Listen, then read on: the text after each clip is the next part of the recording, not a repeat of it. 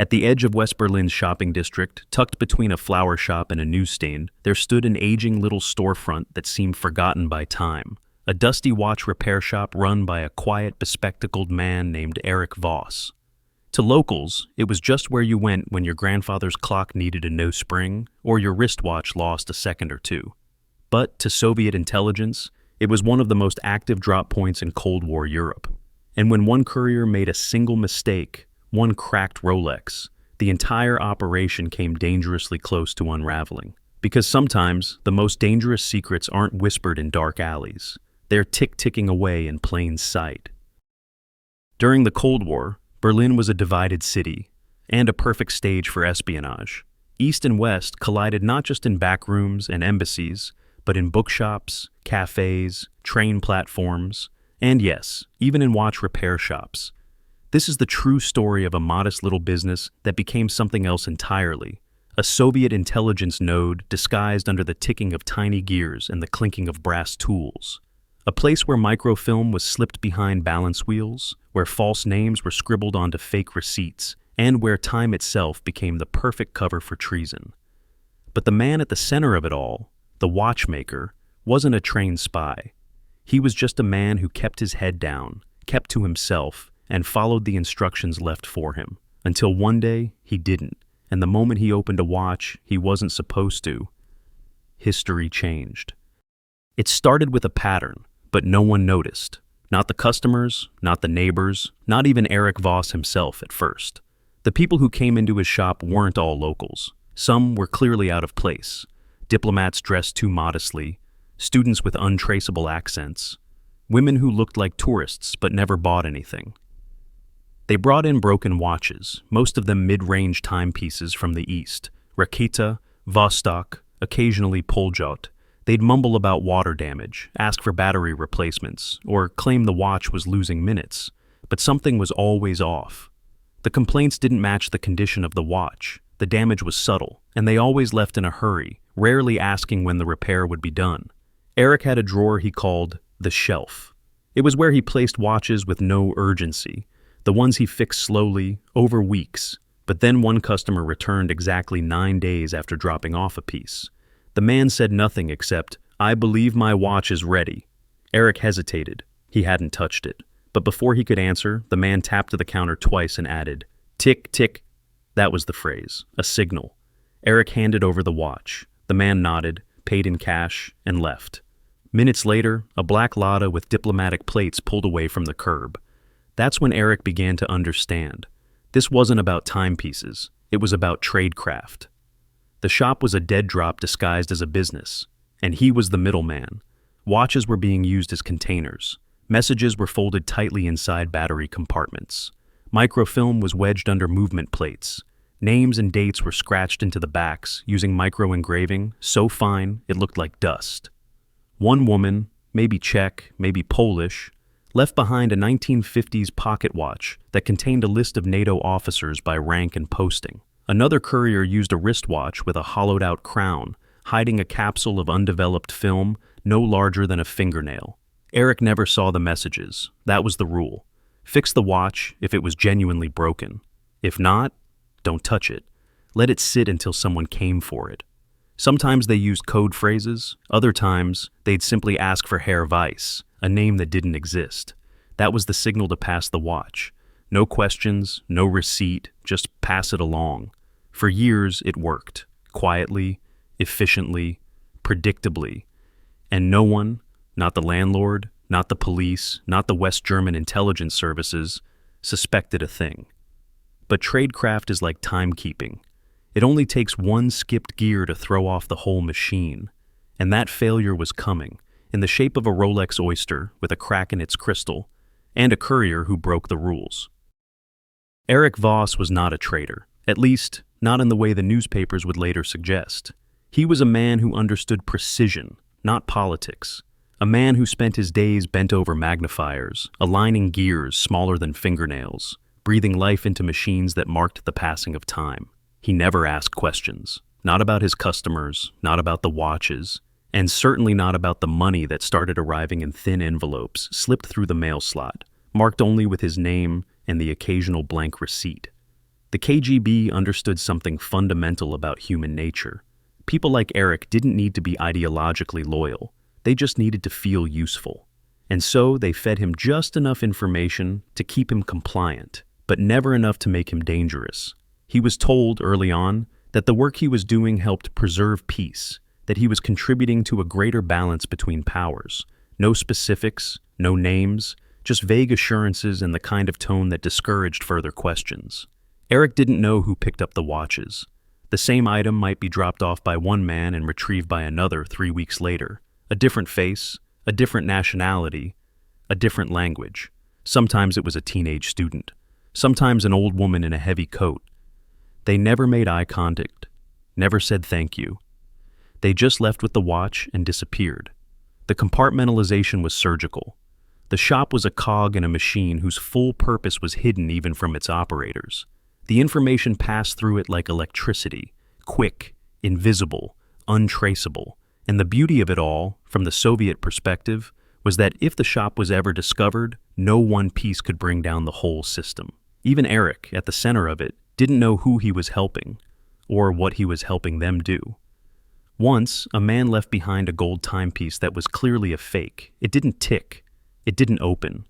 It was filled with resin and wires and something that resembled a transmitter. Eric didn't touch it. He placed it on the shelf and waited. 3 days later, it was gone. He never saw that man again. Sometimes he wondered. Late at night, after the last customer had gone, he would stare at the watches on his workbench and try to make sense of what they meant. But the questions always led to fear, and the fear always led to silence. It was safer that way. Safer to believe it was all some strange, harmless errand, like sending letters for a neighbor you'd never met. But ignorance, no matter how well maintained, is never permanent. All it takes is one courier with shaking hands, one cracked crystal, one deviation from the script. And when that moment came, Eric would be forced to make a choice: protect the machine or find out how deep the gears really turned. For a long time, no one paid attention to Eric Voss's shop. It was too small, too boring, too ordinary. Intelligence agencies had bigger things to worry about: embassy surveillance, double agents, wiretaps, defection routes.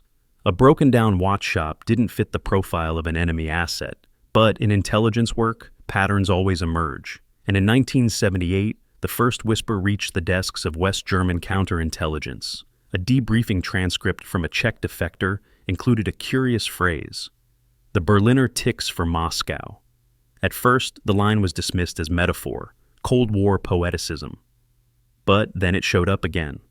This time, in a Soviet radio intercept, partially decrypted. It referred to a location identified only as Clockmaker 0. That term caught someone's attention. So, the BND started looking, quietly. They scoured Berlin's repair shops, hundreds of them. Most were legitimate, a few were suspicious. One in particular stood out, not because it did anything wrong, but because of how little it did at all. Eric's shop, records showed, had no phone line, no advertising, no employees. It was open 5 days a week, but rarely had customers, and yet the rent was always paid on time, in cash. The location was also strange. Kantstrasse was a relatively busy area, with a decent flow of tourists, locals, and, crucially, foreign nationals, close to consulates, embassy routes, and train stations. Easy to access, easy to disappear from.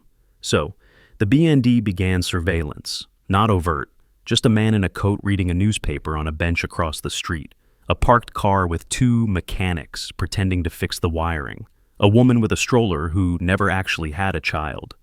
What they saw confirmed their suspicions, at least partly. People came and went from the shop at odd hours. They didn't browse. They didn't chat. They didn't even leave contact info for follow-up. They just dropped off watches and left. But still, nothing concrete, no exchange of goods, no code phrases picked up by audio bugs, no conversations that could be recorded, just watches, just time. And that was the genius of it. Information was being moved in ways invisible to the usual surveillance tools. The act of passing a message had been reduced to something so mundane, it evaded the very idea of suspicion. The CIA caught wind of the operation months later, when one of their own Berlin assets, a mole inside a Warsaw-packed logistics office, reported that Soviet handlers referred to a timekeeper in West Berlin who was considered untouchable. That term meant protected. That meant important. So, the shop was flagged, not shut down, not raided, flagged for deeper observation. And in the world of espionage, when something gets flagged, it means two sides are about to collide, quietly, violently, inevitably. Eric Voss still had no idea. He turned his key each morning, flipped the sign, wound clocks, adjusted springs, and waited for the next knock at the door, unaware that across the street, someone was watching, and across the continent, someone was listening. And that time, the very thing he'd built his life around, was running out. It happened on a Tuesday, the kind of cold, gray Berlin afternoon where time felt heavier. Eric Voss was behind the counter, adjusting the regulator on a stubborn French mantel clock, when the bell above the door jingled. A man stepped inside, tall, sharp suit, diplomatic shoes too polished for the street grime outside.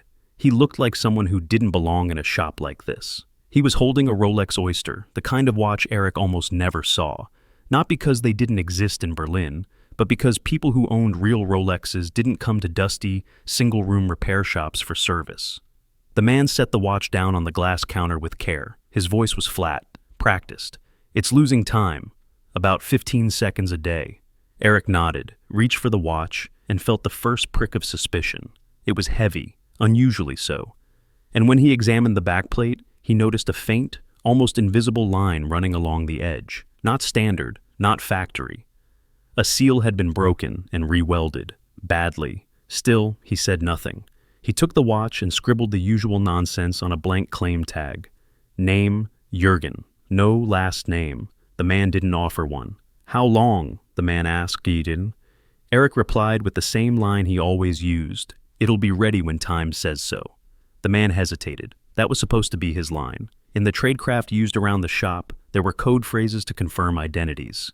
Casual, built into small talk. This one didn't come back right. The man nodded, awkwardly, and left. Eric stood still, the Rolex in his hand. He felt something was wrong. Normally, a courier would give the line. Eric would respond with a subtle gesture, a scratch behind the ear, a glance at the shelf. But today, the rhythm was broken. The man had hesitated.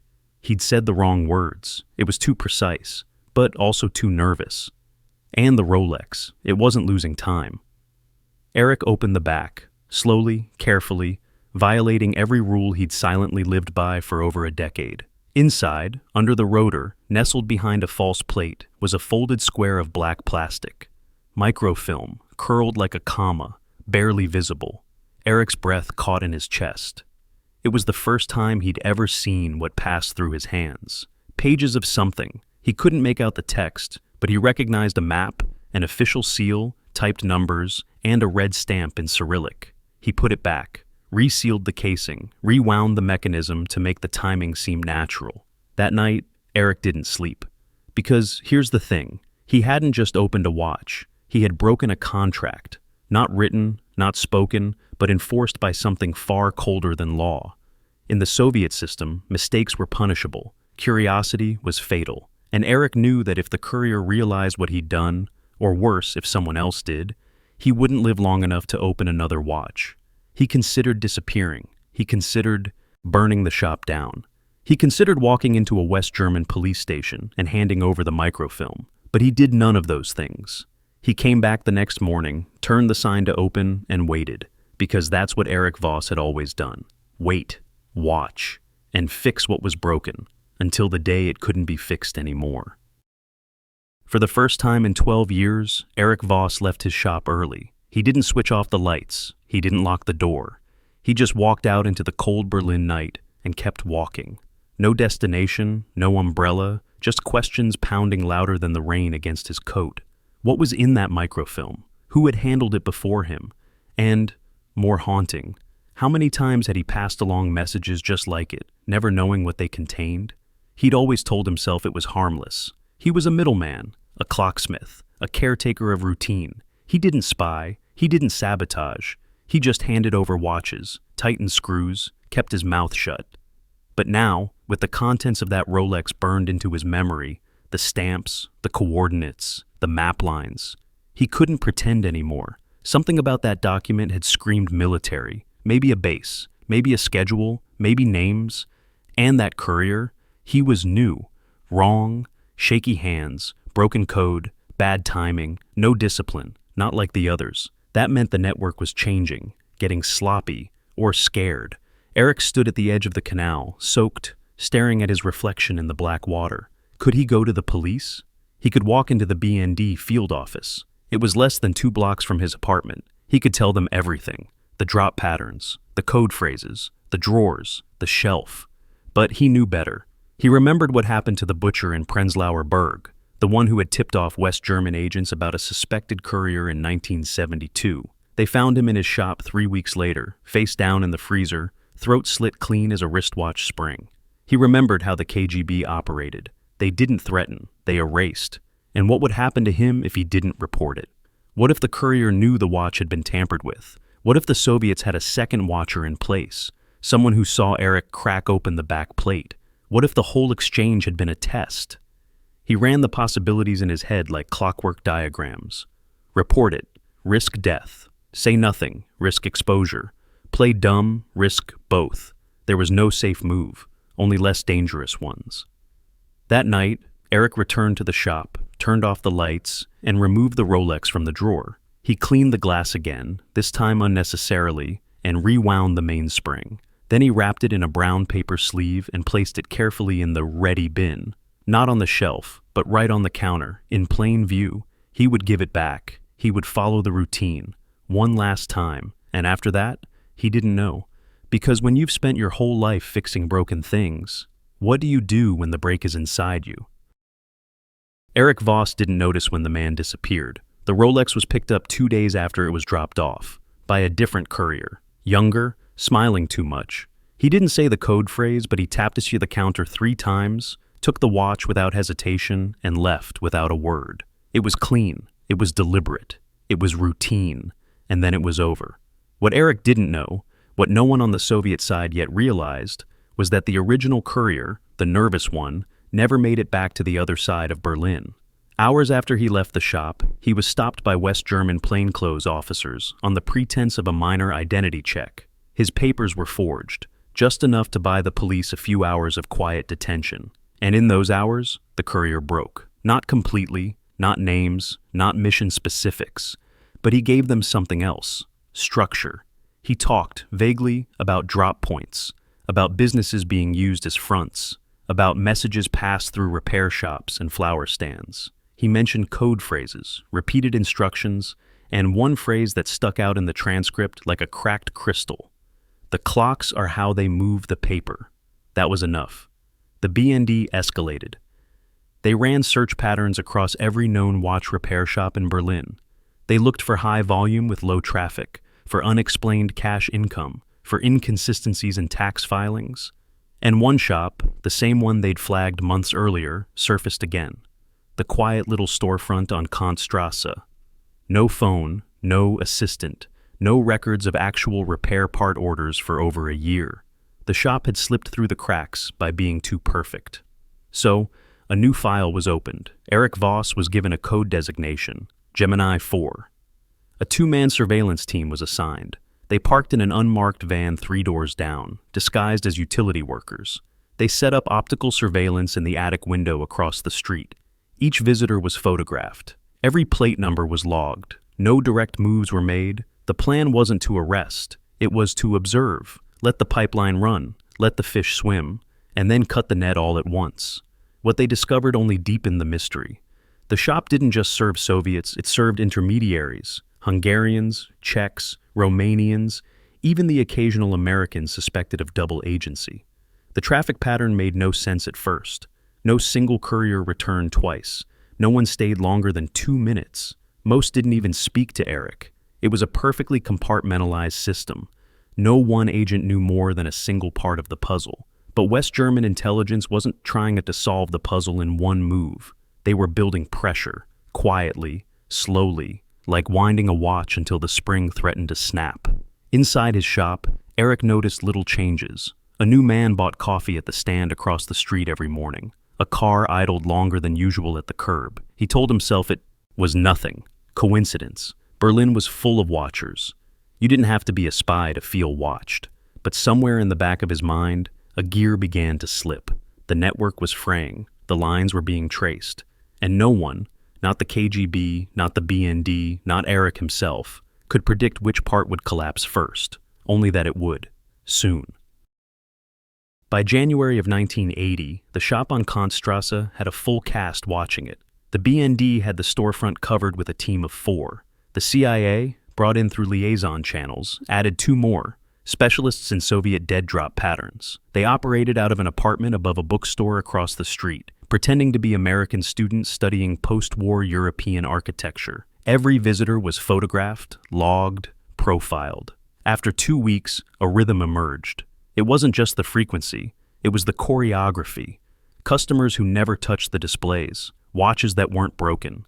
A woman who came in every Friday with the exact same complaint about a stuck second hand. A man who brought a different brand each visit, but always wore the same raincoat. They arrived minutes apart. Never spoke to Eric beyond a few words. Never returned twice in the same month. It was a parade of ghosts. The decision was made. Run a live operation. Test the system. Trigger the chain. On February 14th, a cold Thursday afternoon, the plan was set in motion. Agent Michael Ralston, posing as a Canadian journalist, entered the shop carrying a Seiko diver's watch. Inside the battery compartment was a sliver of chemically treated paper, blank to the naked eye, but reactive to a potassium solution. A fake message, a harmless one, just enough to simulate the real thing. Ralston placed the watch on the counter. "She's losing time," he said casually, "like me." That was the phrase, not one the Soviets had used, but close enough to bait the hook. Eric, unflinching, took the watch. No reaction, no questions, no receipt, just a nod. 2 days later, the retrieval was set. Agent Sophia Drexler, German, fluent in Russian, trained in covert extraction, entered the shop. She tapped at the counter twice, then added the coded phrase, "I'm here for the old repair, the one that hums." No hesitation from Eric. He opened the back drawer, produced the Seiko, and slid it across the counter in a plain envelope. Drexler nodded, turned, and left. Outside, 2 operatives tailed her from a distance, monitoring for any second link in the chain. Back at the surveillance apartment, the CIA analysts confirmed it. A clean dead drop. No verbal exchange, no paperwork, no signal other than coded language and presence. A courier brings in the device, a second retrieves it. No direct contact between agents, no record of transaction. It was classic tradecraft, elegant, invisible, but not anymore. The system had just been mapped, and now the watchers had leverage, a confirmed method, a confirmed link, and a confirmed actor. Eric Voss, the man in the middle. What surprised them most was Eric's calm. He didn't flinch, he didn't hesitate. He didn't act nervous or cautious or curious. He performed the exchange with the same dispassionate focus he gave to every tick of every timepiece. Either he didn't know what he was doing, or he knew exactly what he was doing and had made peace with it long ago. Back at the agency headquarters, a debate unfolded. Move now or wait? Shut the shop down or let it run and trace the wider network? The answer came quietly from a senior officer at Langley. Let the gears turn. The longer the clock runs, the more hands we can follow. But clocks don't run forever, and the shop on Kantstrasse was about to tick past its final hour. They came for him just before closing. No uniforms, no sirens, no handcuffs. 2 men in civilian coats stepped through the door as the streetlights flickered on outside. They didn't ask about repairs. They didn't bring a watch. One of them gently placed a leather folder on the counter and opened it just wide enough for Eric to see the identification. Federal, official, not police. Something colder, deeper. "Herr Voss," the man said quietly, "we need you to come with us. There's a matter of national security. You're not under arrest." Eric didn't argue. He didn't ask why. He didn't even blink. He just took off his apron, turned the open sign to closed, and walked out into the dark. They didn't take him to a station. They took him to a safe house. A 3-story building outside Charlottenburg with blacked-out windows and a fireplace that hadn't been lit in years. He was given tea, not interrogated, but spoken to, slowly, methodically, like a puzzle being turned over. The questions weren't direct. They started with the shop. Who owned the lease, how long he'd been there, whether he kept paper records, what kind of customers he typically saw. They knew the answers. They were watching him after all. But what they really wanted was cooperation. Then they showed him photos, grainy stills taken from across the street, one with the Romanian courier, another with the woman in the gray coat, one with the man who'd picked up the Rolex. "Do you know them?" Eric shook his head. Do you know who they're working for?" Another shake, then the folder with the Seiko, the staged drop, the controlled retrieval. "You passed this 2 days ago. Why?" Eric didn't answer at first. He stared down at the table. When he finally spoke, it wasn't defiant, it was flat, exhausted. "Because that's what I do." The agents exchanged a glance. They knew this wasn't a hardened spy. This wasn't a true believer. This was a man swept into something long ago, someone who had made peace with silence, who had lived in a world of gears and shadows and had never expected to be dragged into daylight. So, they made him an offer. The shop would remain open, the drops would continue, but now, everything would be recorded. Watches would be swapped, microfilm intercepted, messages duplicated before passing them on. Eric would still be the man at the counter, still play his part, only this time, the information wouldn't end with Moscow. It would end with Langley. Eric didn't accept immediately. He didn't refuse either. He asked for time. They gave him 12 hours. He walked home through back alleys, took a different route, looked over his shoulder. He saw shadows that weren't there, heard footsteps that stopped when he did. By morning, he had made his choice. He returned to the shop, opened the drawer, and began polishing a watch that hadn't ticked in years. When the courier arrived at 3:47 p.m., Eric greeted him with the same nod, passed the same envelope, and watched him walk out the door. But what the courier didn't know was that inside that envelope, every microdot, every message, every sliver of Soviet tradecraft had already been photographed, copied, and filed away, not in Moscow, but in a drawer 2 floors below the German Federal Intelligence Service. The shop was still a dead drop, still a link in the Soviet chain, but now the clock ticked for someone else. In the field logs of the BND and CIA Joint Task Force, there is one name that appears again and again, not in ink, but in whispers. Herr Krähe, Mr. Crow. No photo, no fingerprints, no confirmed name, just patterns, rumors. A silhouette in surveillance footage, caught always at an angle, face obscured by hat brim or cigarette smoke. His presence wasn't announced by action, but by absence. Messages that arrived before drops were made, pickups that occurred seconds after the last watcher blinked, a shadow that moved just outside the frame. Eric never described him, not because he refused, but because he claimed not to know who they meant. "There are so many," he once said. "They come and go. Some you remember by face, some by voice. This one, I don't even remember if he spoke, but the intel teams did. They remembered every anomaly, every deviation in the routine, the man who entered with a cane and left without it, the courier who wore a Czech military insignia in a Berlin cafe, then turned up days later as a Norwegian student applying for a visa. Every analyst who reviewed the tapes came to the same conclusion. This wasn't a messenger, this was an operator. Krähe, if that was even his real code name, didn't behave like a typical courier. He never touched the watches. He never lingered. He never came in twice in the same disguise. Sometimes he walked past the shop without entering. Sometimes he'd stop, light a cigarette, glance at the window, and then vanish into the crowd.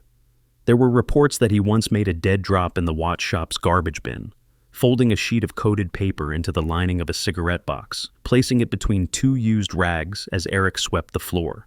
He had no regular day, no regular hour. Surveillance units would wait for hours, even days, but Krähe never moved on a predictable cycle. And then, one day, he simply stopped appearing. March 17th, 1980. That was the last confirmed trace. A tall man in a trench coat and flat cap stood outside the shop for exactly 9 minutes. He looked at his watch. He checked the time on the shop window display. Then he walked away. No one saw where he went. That afternoon, a courier arrived to pick up a drop that had never been made. He looked confused, nervous. He left empty-handed. It was the first time in 3 years that a drop failed to complete. 3 weeks later, Soviet traffic to the shop slowed to a crawl. Within 2 months, it had stopped entirely. Some believed Crea had sensed the compromise. Others thought he had been pulled out, exfiltrated through diplomatic channels after the sting. A few in the CIA believed he wasn't Soviet at all, but East German Stasi embedded within the Soviet courier network as a failsafe. The files remained open. After the Berlin Wall fell, thousands of intelligence documents were unsealed, but none identified Crea. None gave a name, a photo, a file number. Only fragments, theories, shadows. Even decades later, veterans of the Cold War tradecraft community refer to him as the one that got away. Not because he was the most dangerous, but because he was the cleanest. No footprints, no signature, no mistakes, like a crow moving between rooftops, black, silent, watchful, and gone before you even knew it was there. The fall of the Berlin Wall didn't just divide history, it unearthed it. In '91, the little watch shop on Kantstrasse finally closed. The building had been sold to a property developer. Rent notices were posted, the faded lettering above the door, Erich Voss, Uhren and Reparaturen, was scraped away by hand. The neighbors barely noticed. They had always thought of the shop as a relic, something left over from a quieter, slower Berlin. But once the door was locked for good, people started asking questions. A freelance journalist, working on a story about Cold War safe houses, stumbled across Erich's address in a redacted BND archive. The building had been listed in at least 4 separate surveillance memos between 1979 and 1981. That alone wasn't unusual. What was unusual were the annotations in the margins. Words like asset compromised, KGB pipeline mapped, civilian intermediary active. The journalist got a court order. The building was searched. What they found didn't make the papers. Not all of it. There was a wall safe, hidden behind a false back panel in the repair room. Inside were 2 burned notebooks, a disassembled lens camera, and a rusted tin containing several watchbacks, each etched with near-microscopic code. No serial numbers, no dates, just symbols, most indecipherable, all classified. Wires ran under the floorboards, stripped and frayed. They weren't part of the electrical system. Audio lines, likely, or their remains. The insulation was of a type used by Western intelligence in the early 1980s. Someone had been listening, and someone else had known they were. In the back, a desk drawer yielded a stack of unfiled claim tickets, all blank, all dated the same, March 17, 1980. The day Herr Crea vanished. But the thing that lingered, the detail that outlasted every wiretap, every dossier, every whisper, was in the front window. A single brass carriage clock, face cracked, its hands stopped at 9:47. That was the time, confirmed later in intelligence memos, when Erich Voss had opened the Rolex, the moment he broke the seal. The moment the silence of 12 years cracked like glass under pressure. No one knows what became of Erich. Some say he moved to a quiet town in the Bavarian Alps under a new name. Others claim he was quietly relocated by the BND after the operation ended. A few believe he was disappeared by Moscow, one last punishment for a betrayal too subtle to be punished in public. His name never appeared in any trial, hearing, or file release. The operation was never officially acknowledged. The agents who ran it either retired in silence or died before the truth came to light. The shop is a bakery now. Tourists pass by without noticing the scuff marks on the floor or the faint square outline where the safe once sat. The broken clock is still there, though. The new owners kept it in the window as a vintage ornament, unaware of its meaning, but for those who know what happened, it's more than decor. It's a monument, a timestamp. Because 9:47 wasn't just when the Rolex was opened. It was the moment when 2 empires, East and West, crossed paths not with guns, but with gears, with silence. With a single man opening a watch he was told never to touch, and changing the course of a war fought in shadows.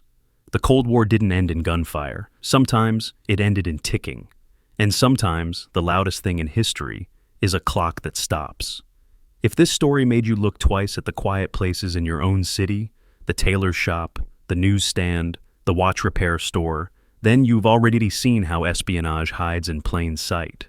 For more true stories from the Cold War's invisible front lines, subscribe, like, and share. The secrets don't end here.